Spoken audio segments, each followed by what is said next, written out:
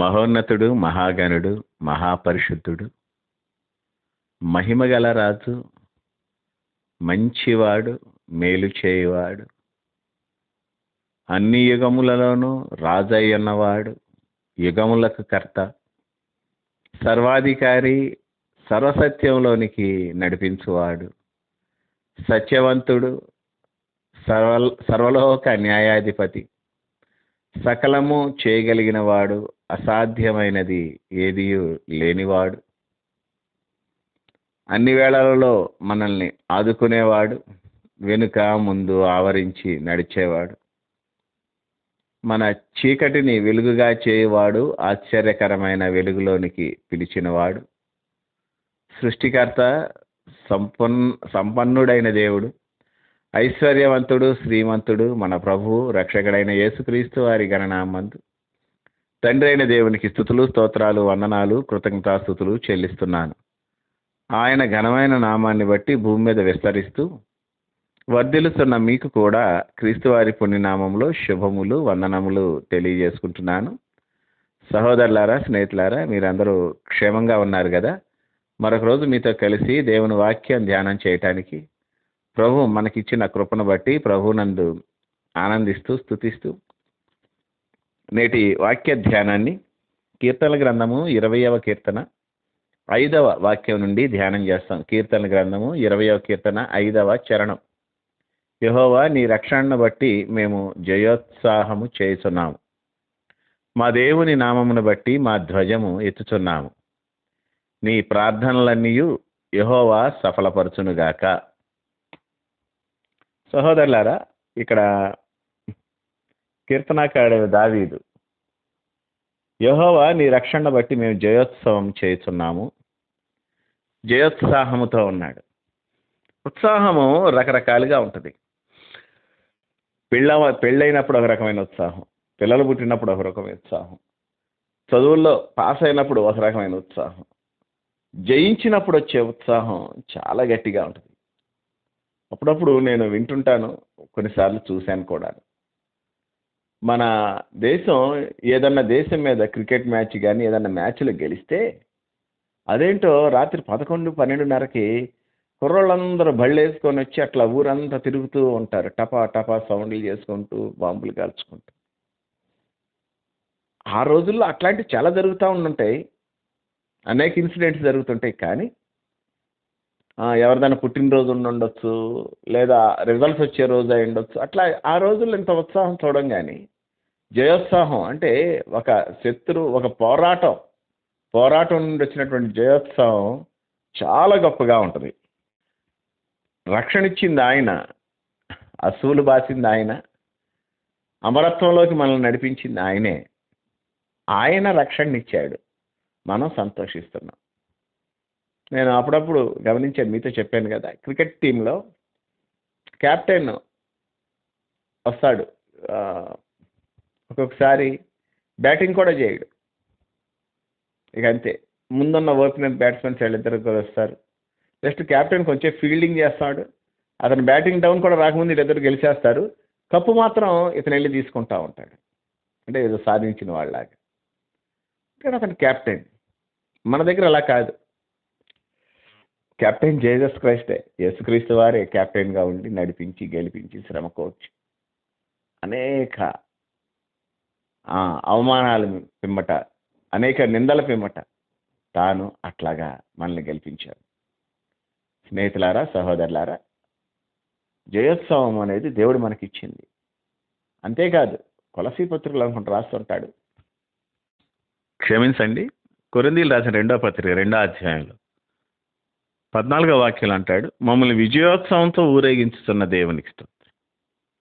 దేవుడు మనకి ఇచ్చేటటువంటి జయోత్సవం చాలా గొప్పది. దాన్ని బట్టి మనం ఆర్భటించాలి, ఆయన నామాన్ని బట్టి మనం స్తుతులు చెల్లించాలి, కీర్తించాలి. అందుకే ఇక్కడ తర్వాత వాక్యం అంటాడు, మా దేవుని నామమును బట్టి మా ధ్వజం ఎత్తుతున్నాము అంటాడు. మన ఫ్లాగ్ ఆయనే, ఆయన మన ధ్వజం. మన యొక్క ధ్వజం ముందు పెట్టుకుని వెళ్తుంటాం. యేసు ప్రభువే మన ముందు నాయకుడిగా నడుస్తుంటాడు. పాత యేసురాజు ముందుగా ధ్వజము పట్టి నడువగా యేసుతో టీవీగాను వెడలను. ధ్వజం పట్టుకొని వెళ్ళే ఆయనే ధ్వజం ఎత్తిచ్చేది ఆయనే మన ధ్వజం. యెహోవా నిస్సి అన్నారు. కాబట్టి మన పోరాటం ఎప్పుడు ఉండేదే. మన స్ట్రగుల్స్ అనేవి అవి ఎప్పుడు ఉంటాయి. భూమి మీద నరుల యొక్క జీవితం యుద్ధం వంటిది కాదా? మరి చెప్తున్నాడు యోబు గ్రంథంలో, నిప్పు రవ్వలు పైకి ఎగిసినట్లు శ్రమానుభవంకే కదా నరులు పుట్టుచున్నారు అంటాడు. సహోదరుడా, సహోదరి, మనకెప్పుడు పోరాటం ఉంటుంది. అయితే దేవుని కృపను బట్టి ఎప్పుడూ విజయమే ఉంటుంది. చాలామంది అనుకుంటారు తాము ఆశించింది జరగకపోవటాన్ని బట్టి మేము ఓడిపోయామనుకుంటారు. అబ్బెబ్బెబ్బే, అట్లా కాదు. ఒక చిన్న పిల్లోడు ఎవరైనా సరే తళతళలాడే కత్తి అక్కడ పెట్టుంది. వాడు అప్పుడు దాకా అక్కడ వాడితో పాటు ఉన్న బాల్ని, చిన్న గుర్ర బొమ్మ, చిన్న కుక్క బొమ్మ వాటితో ఆడుకుంటూ ఆటన్నిటి మధ్యలో అక్కడ దూరంలో వాళ్ళ మదర్ అప్పుడు దాకా కూరగాయలు కట్ చేసి పెట్టిన కత్తి వాడిని ఆకర్షించింది. అలా పాక్కుంటూ వెళ్ళి కత్తి పట్టుకోబోయాడు. ఆ కత్తి వెంటనే ఆ తల్లి చూసి గబాలను వచ్చి కత్తి లాగేసుకుంది. అంతే, వాడు ఏడుస్తున్నాడు. ఎందుకంటే వాడు ఓడిపోయాడు అని. చెప్పండి, వాడు ఓడిపోయాడా, రక్షింపబడ్డాడా? వాడి కోరిక కత్తిని పట్టుకోవాలని. సహోదరులారా, వాళ్ళ తల్లి మాత్రం దాన్ని దూరపరిచి వాడిని రక్షించింది. చాలాసార్లు మనం చేసేటటువంటి పొరపాటు ఏంటంటే మనకు తగనివి మనకి ఫిట్ కానివి దేవుణ్ణి అడిగేసి, అది ఫిట్ కాదురా బాబు నేను ఇవ్వనని చెప్పి దేవుడు చెప్పేసి ఇవ్వకుండా ఆగిపోతే, అయ్యో అట్లా ఏంటి దేవుడు, నేను ఓడిపోయానే, నేను ఎట్లా అయిపోయాను, అట్లా అవ్వాల్సిన అవసరం లేదండి. దేవుడు మన ప్రార్థనలన్నిటినీ సఫలపరుస్తాడు. చూడండి, ఈ చివరి మాట అదే కదా,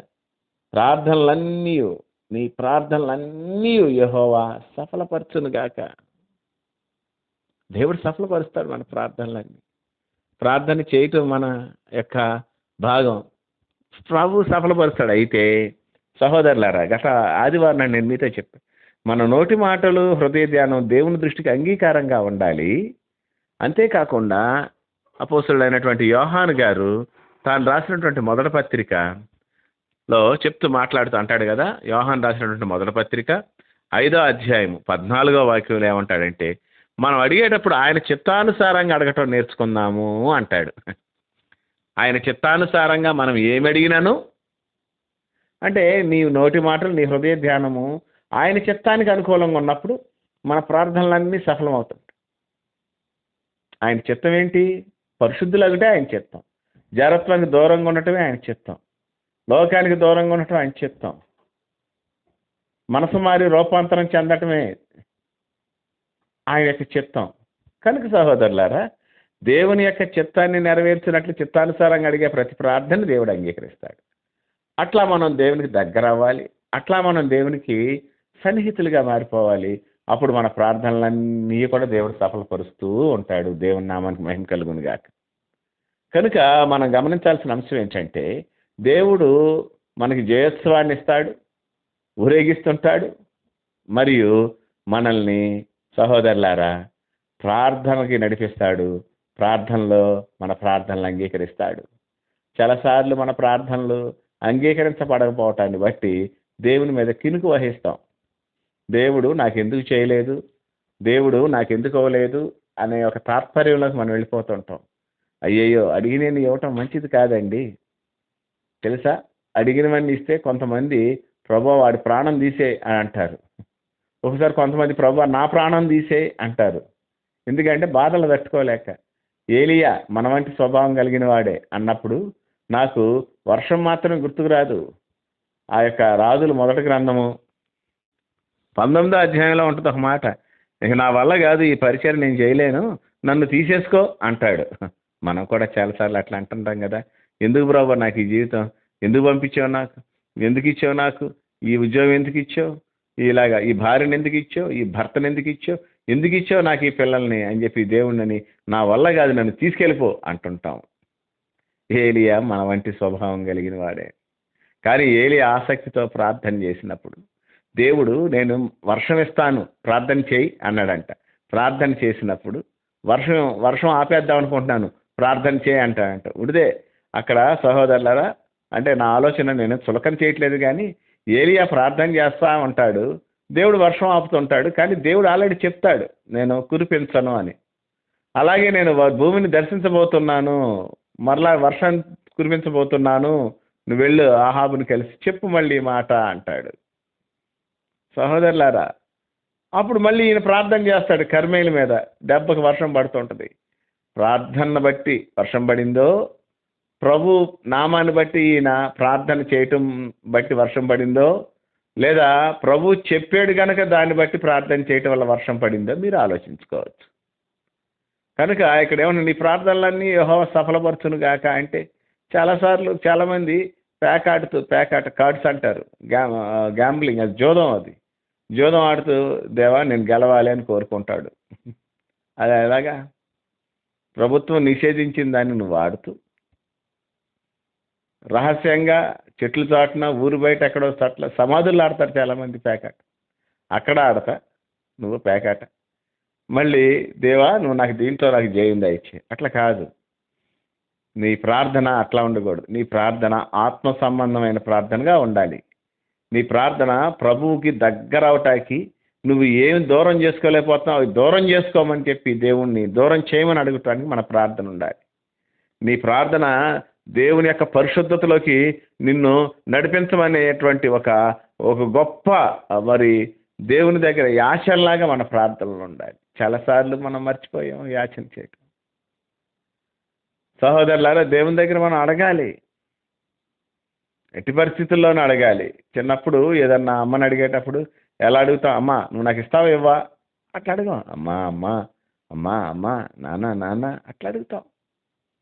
మనకు కూడా అట్లా అడగాల్సిన పరిస్థితి ఉంది సహోదరులారా. కనుక నా ఆలోచన ఏంటంటే, దేవుడిని ప్రార్థన సఫలం చేస్తాడు అన్నప్పుడు సొలొమోను గారు నాకు గుర్తొస్తున్నాడు. సొలొమోను గారు మందిరం గట్ట అంటాడు, నీ పేరు పెట్టిన పడినటువంటి నీ జనులు కానీ ఇక్కడికి వచ్చి ఈ స్థలం చేతులెత్తి నీకు ప్రార్థన చేస్తే వారి ప్రార్థన నువ్వు తప్పకుండా విందువుగాక. మందిరానికి వెళ్ళి చేసే ప్రార్థన దేవుడు వింటాడు అనే ఒక నమ్మకం నాకుంది.